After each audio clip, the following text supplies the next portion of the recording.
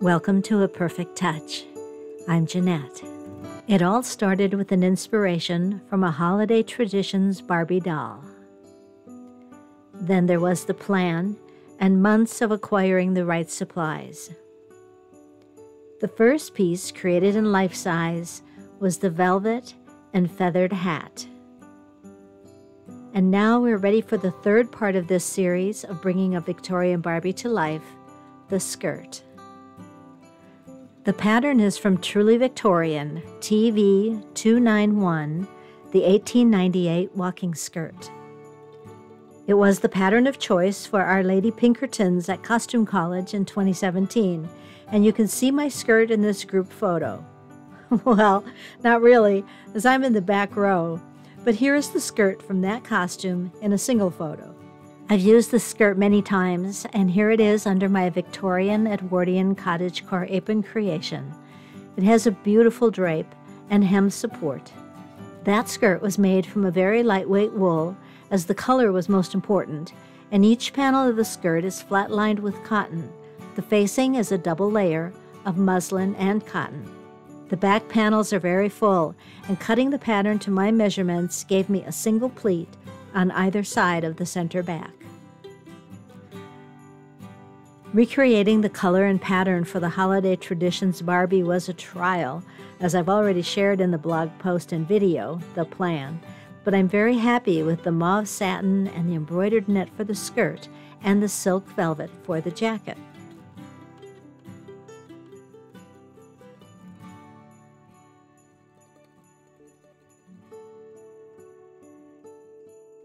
First, I cut the skirt panels, which consist of a single front panel cut on the fold, and 2 panels each of the side front, side back, and back for a total of 7 panels. I mark each panel with pen on the wrong side, so there is no chance for me to use an incorrect panel. I cut 1 front facing on the fold, and 2 each of the side front, side back, and back facing. And as with the skirt panels, each facing piece is marked with pen on the back on a seam allowance. A waistband and skirt placket are cut from the satin. The next step is to cut the embroidered net overlay. This will be a bit of a mess, and I lay an old bedsheet on the floor with a table set up in the center. When I purchased the embroidered net, I laid my pattern pieces side by side where they would all be on the grain line, added up that total measurement. To cut the embroidered net, I start from the center of the full length of embroidered net. I find the center of a motif that will place the lower edge of the pattern near the lower edge of the embroidered net, and then I pin the net to the center front pattern piece at that line. Since my table is narrow, I have to slide the net slightly and pin the net to the remainder of the front panel pattern. I slide the net again until I can place the side front pattern piece under the net, and matching the lowest edge of the pattern and the grain line, I pin the net to that pattern piece. Keeping the pattern pieces in order, I pin each pattern piece under the net, keeping the grain line designated on the pattern in line with the pattern on the net. Once all 4 pattern pieces are pinned under the embroidered net, I slide everything back to the front panel piece. I fold the net onto itself, matching the design at the lower edge and the motifs.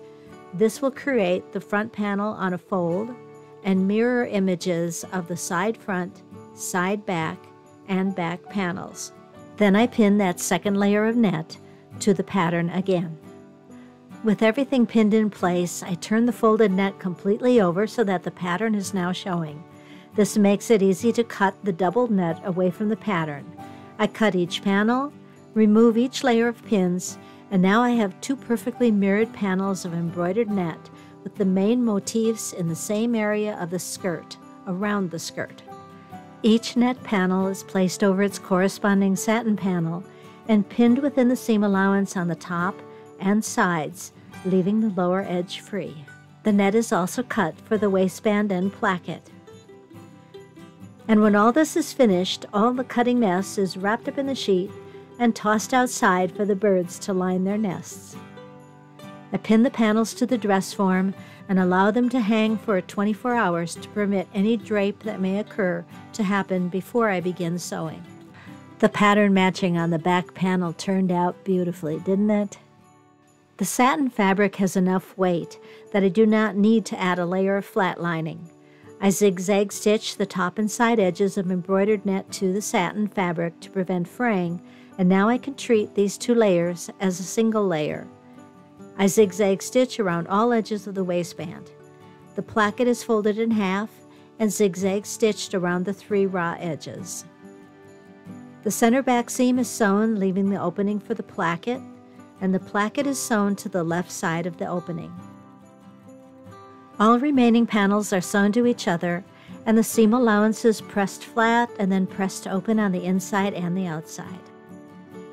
The waistband is pinned right sides together to the skirt, with the center front of the waistband moved 1 inch to the left of the center front of the skirt to accommodate the placket, and beyond both skirt back edges by 1/2 inch. Here I'm following the pattern instructions closely. The waistband is pinned from the center front of the skirt along both sides up to the notches. The extra fabric from the notch to the edge of the skirt can be gathered or pleated. I already know from making this skirt before that I will have a pleat on either side of the center back. Now the waistband is sewn to the skirt. The raw edge is turned under 1/2 inch and the waistband folded in half. The ends are sewn closed and the seam allowance clipped and turned right side out. The folded raw edge is pinned to cover the stitching line, and the waistband is hand stitched in place on the inside. The raw edge of the skirt opening is also hand stitched. A tailor's bar and hook are sewn on the waistband. The last step will be the facings and hem, but first a moment to have a cup of tea and enjoy the progress.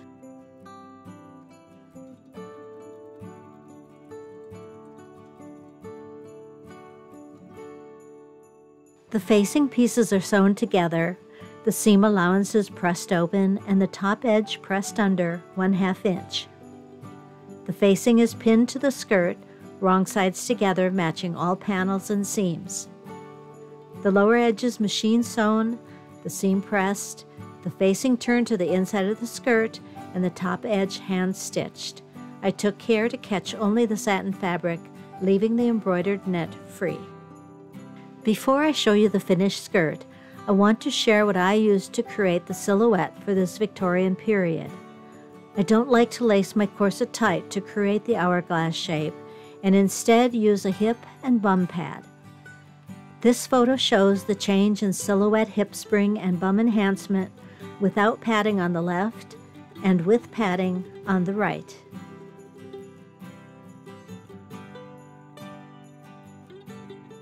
Of course, padding happened in many periods of history, and this is a bustle hip pad from 1900 from the Met, and this pad is also from the Met from, are you ready, the 1950s. My hip and bum pad is created from a friend's design, and I'll include a link to my original blog post. It is made from a quilted satin, a silk backing, satin edging, and 1-inch foam. The foam is cut to shape with a razor, then sandwiched between the satin and silk layers and sewn around the edge with 2 additional rows of stitching to taper the edge. The edge is bound with satin ribbon and grosgrain ribbon ties added.